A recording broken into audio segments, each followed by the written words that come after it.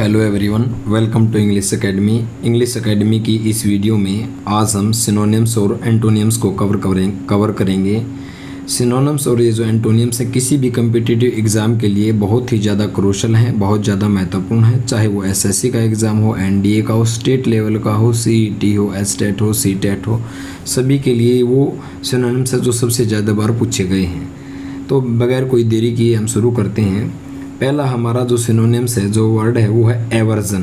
Aversion का मतलब क्या होता है? A strong dislike of something और समवन, यानी जब हम किसी के प्रति, समवन का मतलब कोई पर्सन या कोई समथिंग, कोई चीज़, उसके प्रति जब हम बहुत ज़्यादा नफरत करते हैं, उसी को कहा जाता है एवर्जन। यानी किसी चीज़ के प्रति हेट होना, नफरत होना, घृणा होना, उसको कहा जाता है एवर्जन। एग्जाम्पल से समझते हैं। I have an aversion to house work, यानी हाउस जो वर्क होता है, घर का जो काम होता है, मैं उसके प्रति क्या है, मेरी एवर्जन है, यानी मैं हाउस वर्क को पसंद नहीं करता, मुझे उससे हेट है, नफरत है, उसे कहते हैं एवर्जन। इसके क्या हो सकते हैं सिनोनिम्स? डिसलाइक यानी नफरत करना, हेट हो सकता है, डिसलाइक।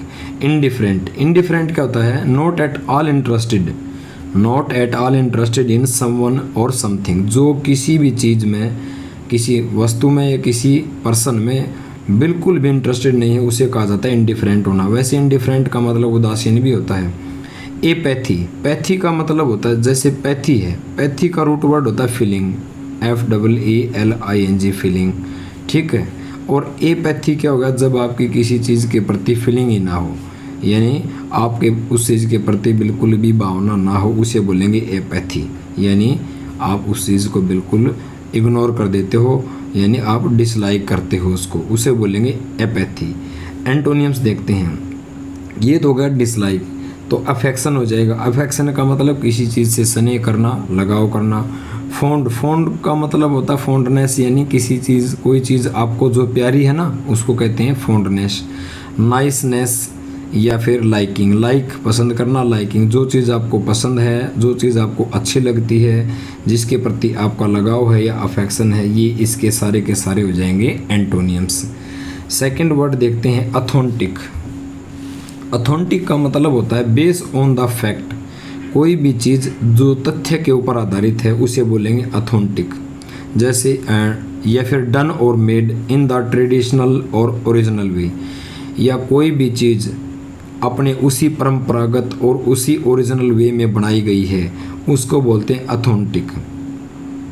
जैसे एन अथेंटिक अकाउंट, जैसे ही आप कोई विवरण किसी चीज़ के बारे में बताते हो, क्या आपके द्वारा बताया गया जो अकाउंट है, जो विवरण है, डिस्क्रिप्शन है, क्या वो अथेंटिक है या फिर इररेलेवेंट है? अथेंटिक का बिल्कुल उल्टा हो जाएगा इररेलेवेंट, अप्रासंगिक। अथेंटिक होता है प्रासंगिक या फिर जेन्युइन बोल सकते हैं, ठीक है। अथेंटिक फ्रेंच फूड, यानी कोई भी जो फ्रेंच फूड है जिसको एक उसी ट्रेडिशनल वे में, ओरिजिनल वे में बनाया गया है, उसको कहते हैं अथेंटिक। इसके सिनोनिम्स हो सकते हैं रिलायबल। क्या हो सकता है? रिलायबल। रिलायबल का मतलब क्या होता है? ट्रस्टेड, यानी पूरी तरह जिसके ऊपर आप डिपेंड हो, ट्रस्ट करते हो, उसको कहते हैं रिलायबल। यानी वैलिड, कोई भी चीज़ वैलिड है, वैध है, भरोसा कर सकते हो। या फिर बोल सकते हैं गारंटेड। ये हो गए इसके क्या हैं? सिनोनिम्स। एंटोनियम्स। फिक्सियस, फिक्सियस का मतलब नॉट रियल, जो चीज़ रियल नहीं है, यानी वो चीज़ क्या है? रियल नहीं है, तो वो इमेजिनरी है। या फिर बोल सकते हैं इसको काउंटरफेट। क्या बोल सकते हैं इसको? काउंटरफेट। काउंटरफेट का मतलब होता है फेक, फेक, ठीक है। या फिर फॉल्स बोल सकते हो या अनरियल बोल सकते हो, जो अवास्तविक है या नकली है। ये इसके सारे के सारे हो जाएंगे एंटोनियम्स। नेक्स्ट वर्ड देखते हैं ओडासिटी।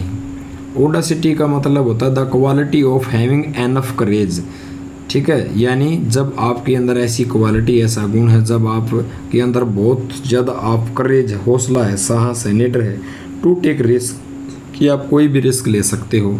या से आप बोल सकते हो इम्पोलाइट थिंग्स, ये भी हो सकता है जब आप किसी चीज़ के प्रति पोलाइट तरीके से नहीं बोलते, इम्पोलाइट तरीके से, रूड तरीके से बोलते हो, तो ये इसके मीनिंग हैं।